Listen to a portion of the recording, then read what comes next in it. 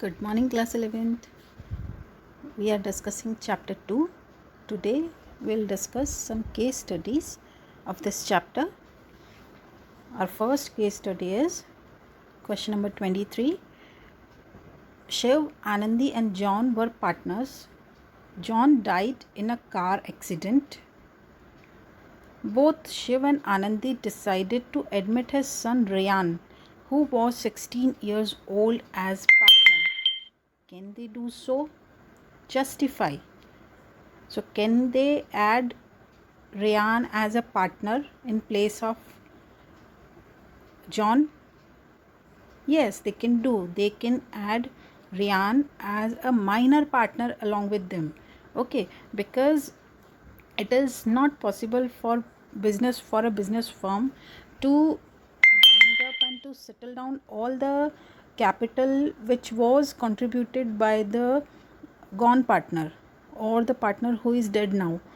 Business में से एकदम से इतनी जल्दी कैपिटल निकाल कर किसी को दे देना बहुत डिफ़िकल्ट है. तो बजाय उसके वो लोग क्या करते हैं कि जो माइनर जो सन है या माइनर जो भी उनका जो बेटा है उसको वो पार्टनर के रूप में एक्सेप्ट कर लेते हैं.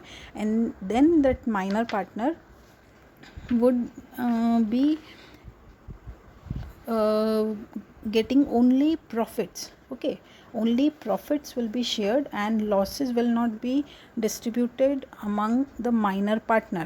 Okay, अगर लॉस होता है कोई भी तो उसको केवल और केवल शिव और आनंदी जो हैं ये दोनों पार्टनर मिलके ही उसको बेयर करेंगे. But if they have profits in their business then the profit would be equally distributed with minor partner as well. Okay, so I hope this question is clear. Let's discuss another question. Mr. Singh is in lightning business for the past 15 years. Sorry, it is past 15 years. Okay. To help his friend Mr. Yadav, a beginner, he projected himself as a partner before Mohammad Abdul. ठीक है, जो उन्होंने अपने आप को उसकी mister Yadav की help करने के लिए मिस्टर सिंह ने क्या किया, उन्होंने अपने आप को पार्टनर के रूप में प्रोजेक्ट किया जबकि वो थे नहीं. Okay. Abdul, a wholesale dealer for fancy lights.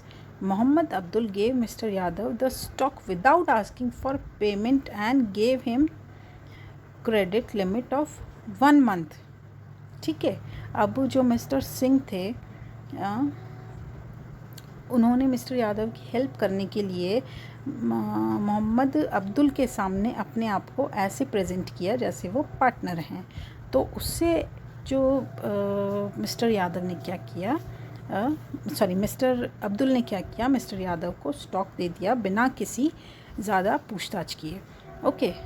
Will mister Singh be liable to Mohammad Abdul if mister Yadav does not pay him on time. Okay. Classify Mr. Singh's role here along with an explanation. See, here this hint also given. Now this man, Mr. Singh, is presenting himself as a partner, though he is not. He is not invested any money, and he is in fact not acting as a partner, but in front of others he is presenting himself as a partner. So here he also would be equally responsible along with his friend Mr. Yadav. Okay, Mr. Yadav के साथ वो भी equally responsible होंगे उसके गलत काम में, और यहाँ पे उसकी भी लाइबिलिटी होगी. और यहाँ पे वो कौन से पार्टनर माने जाएंगे? पार्टनर बाय ईस्टोपेल, जो नॉमिनल पार्टनर होता है. ठीक है. एक पार्टनर होल्डिंग आउट होता है. ठीक है. और एक पार्टनर बाय ईस्टोपेल होता है. ये हमने अच्छे से समझे हैं. Okay. This partner by estoppel means the person who accept himself as a partner in front of others. But जो होल्डिंग आउट में क्या होता है, अगर मान लो कोई दूसरा उससे ये कहता है कि भाई आप भी तो पार्टनर हो, पर वो चुप रहता है, तो ये यहाँ पे पार्टनर बाय होल्डिंग आउट होगा. ठीक है. This is the minor difference between both the concept. Please do not get confused, children. Now few more case studies we'll discuss. Next question is, Akriti, Sonam and Supriti were friends who started a partnership business. They did not get their firm registered. ठीक है, firm registration उन्होंने नहीं कराया, as it was optional, क्योंकि partnership firm का registration compulsory नहीं होता है, ये ऑप्शनल होता है. बट अगर पार्टनर्स जो हैं वो फर्म को रजिस्टर्ड कराते हैं तो वो उनको उसका एक्स्ट्रा बेनिफिट मिलता है. Soon, Sonam and Supriti started having conflicts. Sonam wanted to approach a lawyer. If you were a lawyer, then how would you guide her? अगर आप एक लॉयर होते तो आप उनको किस तरह से गाइड करते? क्या वो जो एक दूसरे पे केस कर सकते हैं? तो वो यहाँ पे एक दूसरे पे केस नहीं कर सकते. क्यों? Because their partnership firm is not registered. Okay, वो रजिस्टर्ड है ही नहीं, तो यहाँ पे उनको एक्स्ट्रा बेनिफिट्स मिलेंगे ही नहीं.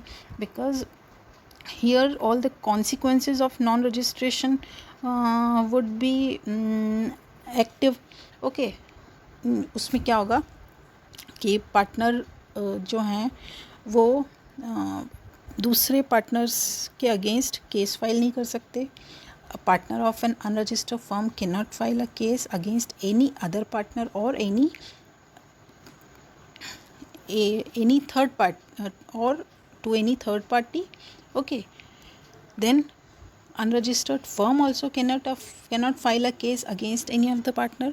ठीक है, वाइस वर्सा है, ना तो पार्टनर फर्म के अगेंस्ट केस कर सकते हैं, ना ही फर्म के किसी भी पार्टनर के अगेंस्ट केस कर सकते हैं, और ना ही फर्म पार्टनर्स के अगेंस्ट कर सकती है, और ना ही थर्ड पार्टी के अगेंस्ट. बट थर्ड पार्टी को हमेशा ये राइट होता है कि वो फर्म के अगेंस्ट, कि थर्ड जो पार्टी है वो फर्म के अगेंस्ट वो केस फाइल कर सकती है. ओके, बट फर्म को ये राइट नहीं होता, बट थर्ड पार्टी को ये राइट होता है. ठीक है. Today's last question is, Mangal, Sazia and Sukhbir Singh wish to start a business in partnership. They want to make a partnership deed. Suggest what aspect of deed should be included in it. Now, partnership deed के क्या aspects means which are the contents should be added in partnership deed, like name of the firm, name and address of the partner, and nature of the business the firm will carry on, capital contributed by each partner. जो एक 13-14 points की जो list दी हुई है आपको, उसमें वो ये मेंशन करनी होगी. Okay, now next questions are related to the joint stock company, which we have not discussed till yet. Okay, so for today that much only. Hope you would have got very well, children. Prepare well for your examination. Thank you. Have a nice day.